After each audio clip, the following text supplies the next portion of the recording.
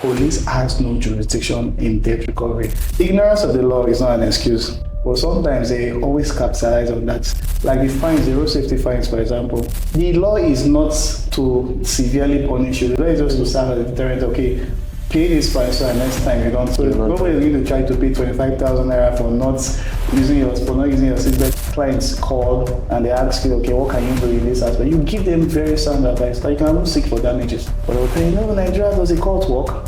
We have plethora of cases where people have sued for as things as silly as, okay, my neighbor has a poultry in the residential area. That's something you can sue for. You can ask for damages. And the court will grant you for damages. And the Nigerian court will grant you? Yes. Recently, a member of my team, landlady, was not supplying water to her. That is one of the rights, like of a tenant in the house. Okay, so how do you recover debts? You approach a competent court. They will tell you that it takes time. It doesn't take time. A lot of work that you do has to do with prisons. A major purpose of working with the correctional center is, like the name says, correctional center is to correct them and to actually rehabilitate them. When we are handing out the awards to the best keeper. Now this money is something that people will say, oh, this is a laughable mama. This guy was weeping uncontrollably, like nobody has shown him this kindness for years. The ones that are even CC, they call them CC, like are condemned, who have been sentenced to death also, like are waiting their execution. That day they all forgot that sorry. Most of our challenges is that sometimes you pay fines for 20 inmates, pay their fines for them to be out. You come back in the next 1 month, out of the 20 inmates that you paid fines for, 15 sometimes are back. This is debt and direction.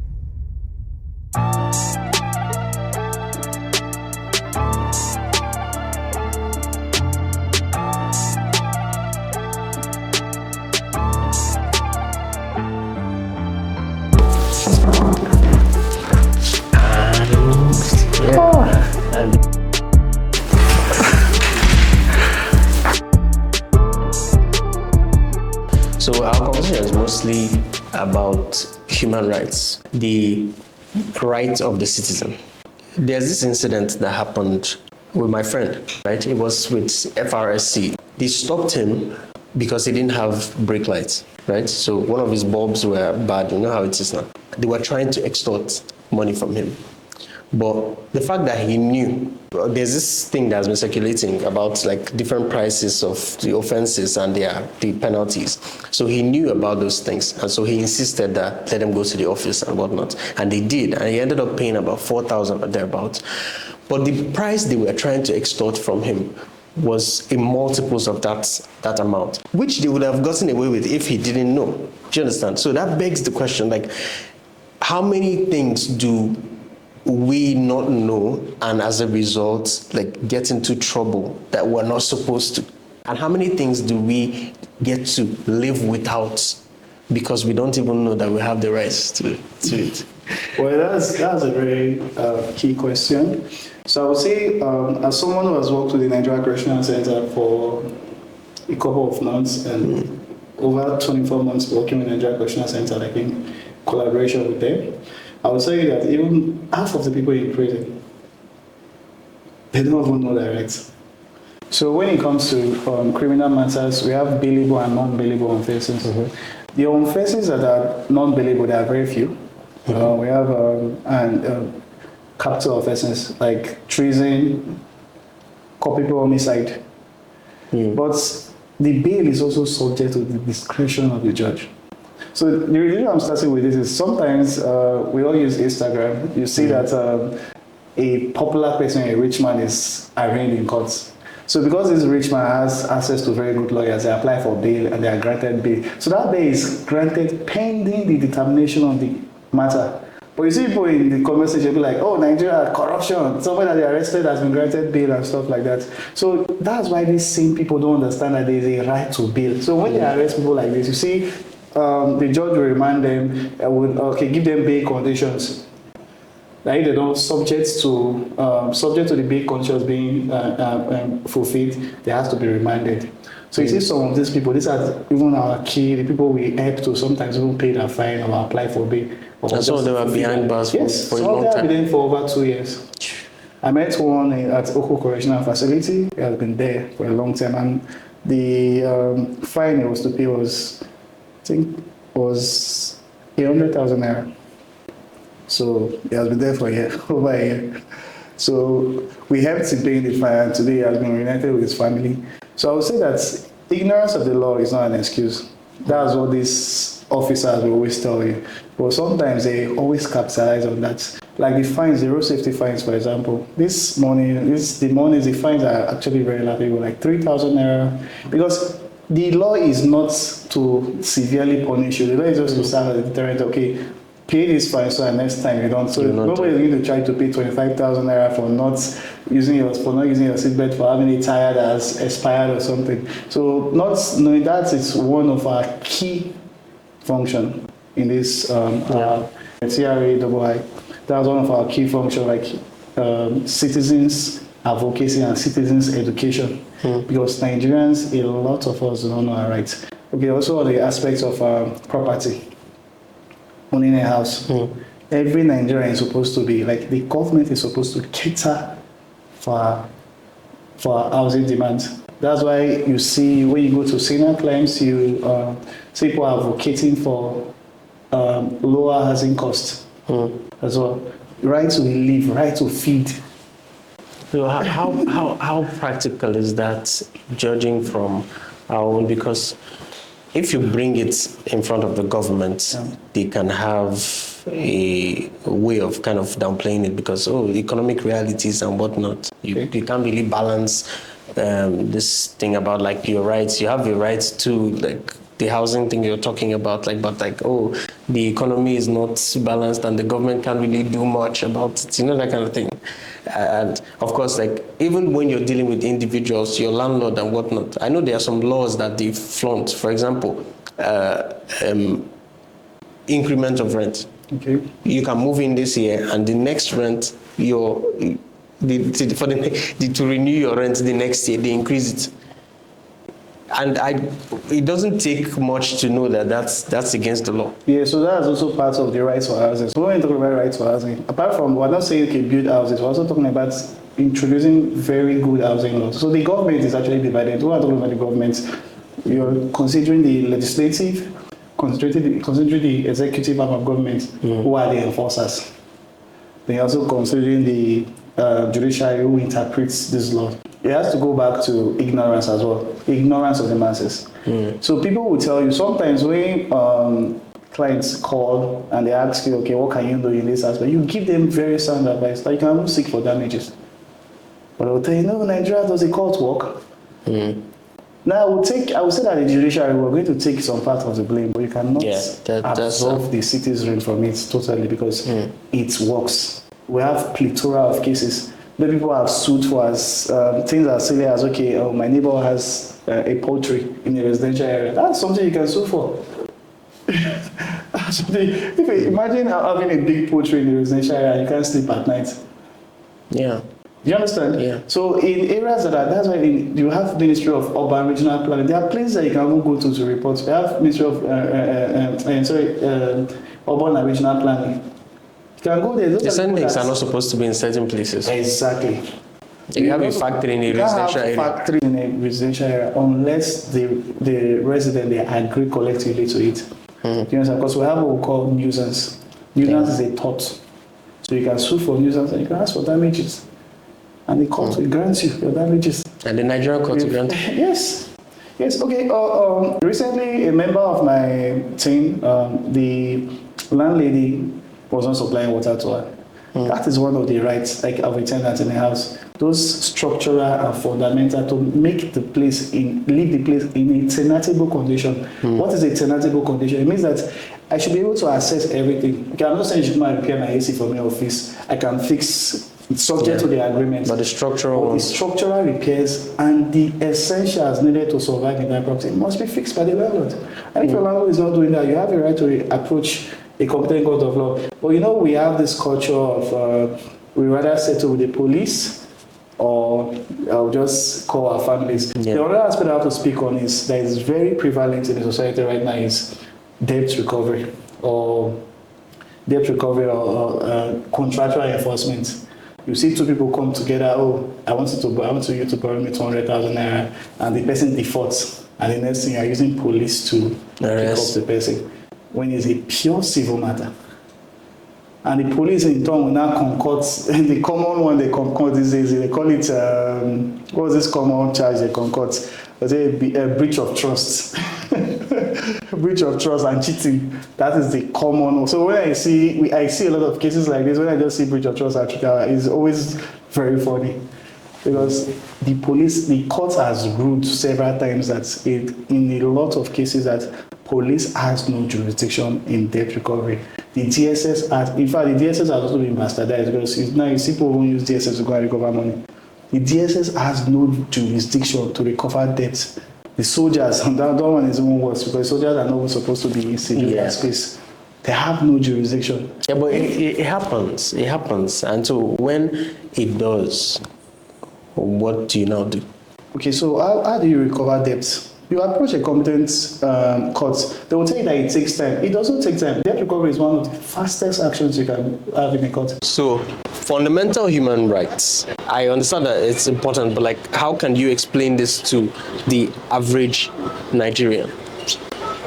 So I would say fundamental rights just basically mean the rights to exist in dignity. It means that an average Nigerian should have right to food and water, right to live, right to the dignity of a human person, not to be treated the way we are being treated.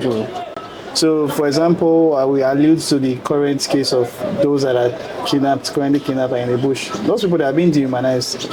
And if every day they spend in that bush, the Nigerian government is denying them their freedom to movement, their freedom of being treated with dignity. So they've been separated from their family, which is also, I can also say that's freedom of association. Right now they cannot associate with the people that they are supposed to associate with. That liberty, that right to personal liberty, very important.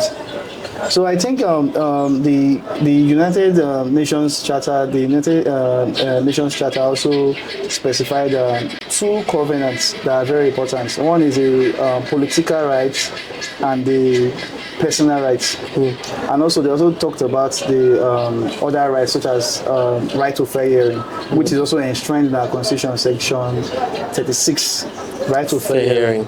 So fair hearing means the right to be heard. Yeah, that's so what I'm just saying. I have to explain this in essentially you're innocent until proven guilty. And it's not just that. You must be tried in a language you understand. Oh, you understand? There's lots. We have like 12 subsections. It's not just the Constitution that contains the procedures, the way that these Nigerians should act, or the way that law enforcement should also have. We also have other like the Administration of Criminal Justice Act. That shows that states that the police cannot go and arrest a brother for another person's. Police. Police operate. They come to look for someone. They arrest person in place of. I don't kind want of to use lure the person legal out. terms, but that has been abolished by the ACJ. So what's the ACJ? Administration of Criminal Justice Act. Okay. Yes. Okay. So and it has in Abuja, in other states that have adopted it. We have Administration of Criminal Justice Law. Acts is for the federation, while laws are for the states. Oh. So that's the difference between an act and a law. Yes. Okay. So like a lot of work that you do has to do with prisons, right? So how does the fundamental human rights affect people in prison? Do they have separate kinds of rights? Because if you talk about the freedom of movement, obviously it doesn't apply to them because they are restricted. They can't move out as a virtue of their crime and imprisonment and whatnot. So what laws do apply to them, and how does your work affect So that? I think the first law that applies to them will be, the first rights that applies to them will be the right to a dignity of a human person. Okay. So the fact that they are confined doesn't mean that they should be treated as animals. In fact, many laws have prescribed, even the Geneva Conventions have prescribed that criminals should not be chained, or suspects should not be chained like animals. But although we see it all the time, yes, we still find that. And there should also be, I'm very sure that Nigerian government also allocates money in that regard for their food, for their welfare, because they are still human beings. In fact, it's called Nigeria Correctional system. It's no longer the prison system like it used to be. So it is a correctional facility. So our work with them started from the fact that I grew up in Benin. I grew up in the streets of Upper Sambomba Road. and it's a very notorious and very popular area in Benin. So I have seen a lot of people around me being arrested. I've never been taken to the court, but growing up, we've been picked up in proxy. You know, when police comes, raid the area, anybody they see, they will just pack them. I think mine was when I went to this PlayStation 2. I went to play PlayStation 2, and the police just came and they took every one of us there. And they were trying to force us to write that we're gambling. I was not gambling. So I see these things every day. So this is something I lived for years. Okay, I saw this work that OBN did about someone that went to repair generator and was arrested for how many years. So because of this, I was inspired. So I said, where do I practice in Abuja, but I said, where should I start this work?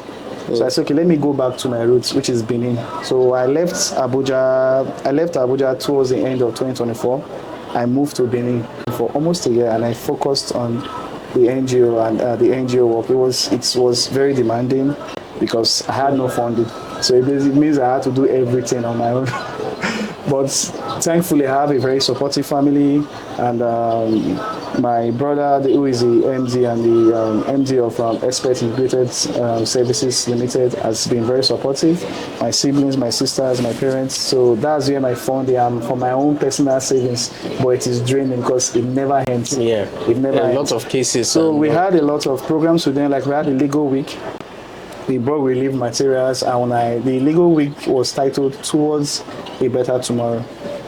Because now, the problem, another thing I should talk about here is that most of our challenges is that sometimes we pay fines for 20 inmates. You pay their fines for them to be out. You come back in the next 1 month, out of the 20 inmates that you paid fines for, 15 sometimes are back. So they are rearrested? Yes. They are rearrested because now new crimes.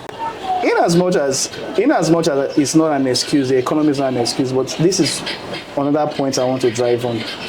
Some of these inmates left when bread was sold for 200 naira. They were arrested when bread was sold for 200 naira. So imagine you've been in coma since 2014, just woke up. Fuel that you're buying for 17 naira is not selling for 1,200 naira. So that's the same thing some of them are facing. So when they come out from this place, everything has changed. You see that you're pricing bread is not over 2,000 naira.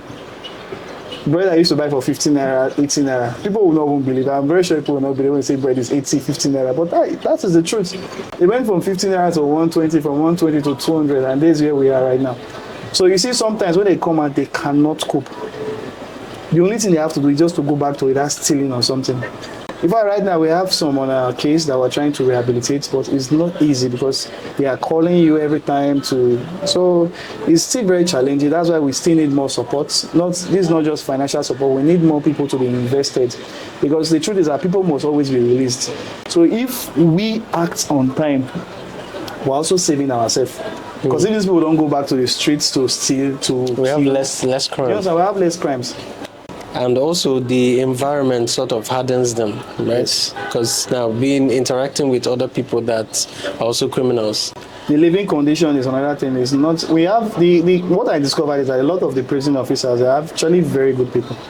So my shout out to go to the former controller of prisons, Edo State Command, Mr. Yakiri. Was he had the welfare of these inmates. Then also the welfare in charge of Oko facility, Mr. Imuse. You see that these people, they have love, they are genuinely concerned. But they can only do their best, because the finances are not so. The finances are limited. Sometimes you see like there's this disease that's very popular, scabies. You see that leg drying up, bringing up pus and everything in the prison. And so it's not a good place to be in. Coming from someone who visited the prison over 100 times, it's not a good place to be in. There was a time I was going there every day. So you see, in fact, when I go to the prison these days, I'm like one of them. I gist with them when I have time to gist with them and everything. And so this was what now influenced me to like, okay, these people are living such a terrible life. So I came up with an idea, the Civic Rights Cup. So the first edition was just football. We have 5 blocks in the correctional facility.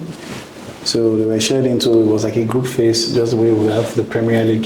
So they all played against each other. And at the end of the day, we calculated the points, and one team was eliminated. Then they went straight into semi-finals. So the semi-finals came, and on the final day, we had dignitaries from all over the state. One of them was a minority leader of the House of Assembly in those states. We had the chairman of NDDC. We had a lot of special dignitaries there. It was a well-packed event, and the prisoners, like, I was moved to tears because the prisoners, although I had to go to one corner, the prisoners were so overjoyed. And I would say one moment that stood out for me was when we were handing out, because there were different awards to be won, when we were handing out the awards to the best keeper.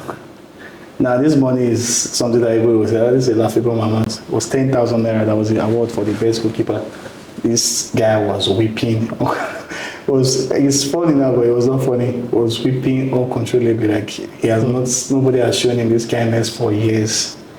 So you see that it really touched me, because sometimes we're just complaining, like 10,000 naira is something we just may go. You don't see that anything, but to someone that is incarcerated, in fact, 100 naira means everything to them. It's a big deal, and the feeling of being special and celebrated. Yeah, exactly. How about that day, they forgot that the ones that are even CC, they call them CC, like condemned.